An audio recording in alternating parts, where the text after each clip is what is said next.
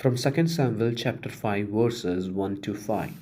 This passage is titled about David becomes a king over Israel.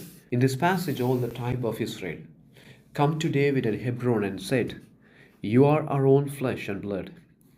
In the past while Saul was king, you are the one who led Israel, and the Lord will say to you, you will shepherd my people Israel." Years earlier, God had already called David through the prophet Samuel. But David did not crown immediately. There was a long season of preparation, testing, and shaping. And here is the lesson for us. David never chased the throne. The throne came looking for David. When God has a plan for you in your life, He does not rush you, He prepares you. God uses time, circumstances, and even people sometimes you never expected will be used to fulfill God's plan in your life. Before God makes someone a leader, He usually takes them through a season of training. Your responsibility is not to chase position, but to stay faithful where God has placed you today. A spiritual leader does not rush ahead. He prayerfully waits for God's timing. Saul feared about people. Saul feared about enemies, and he feared to retain his power and position. But what did David do? David always feared about God, and therefore he did not fear about other things. Whatever you fear, you become a slave. The world leadership is built on positions, but the spiritual leadership is built on calling. Saul had the throne.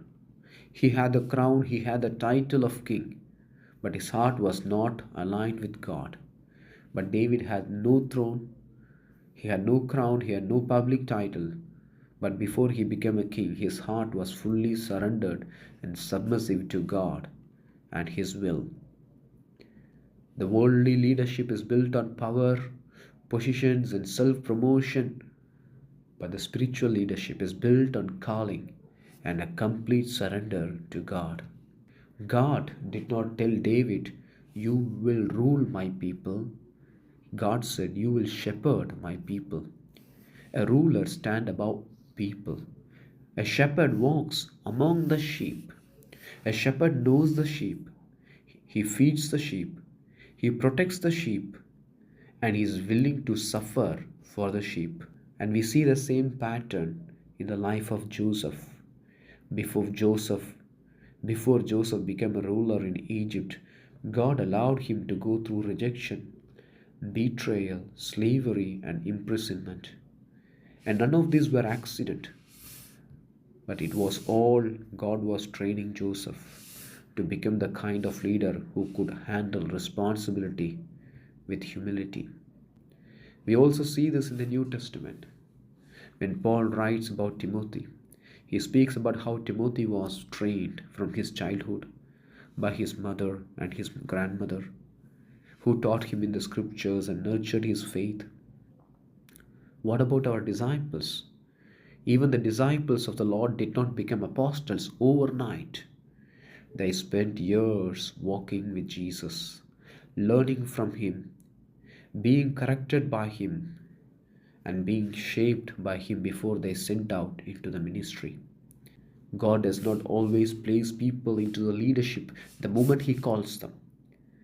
Very often He first leads them through a process, a time of growth, a time of testing, and a time of learning. David did not appoint himself as a king. He was recognized by prophets, by the elders, and by the people. And his life produced fruit, and that fruit became visible to others. Do you remember Jesus said once, "Every good tree bears good fruit." In the same way, when God is working in someone's life, the fruit becomes visible and the people begin to recognize God's hand on that person.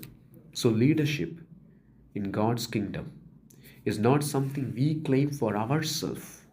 It's not something that we want to achieve. It is something God forms in us and something others recognize through the fruit of our lives.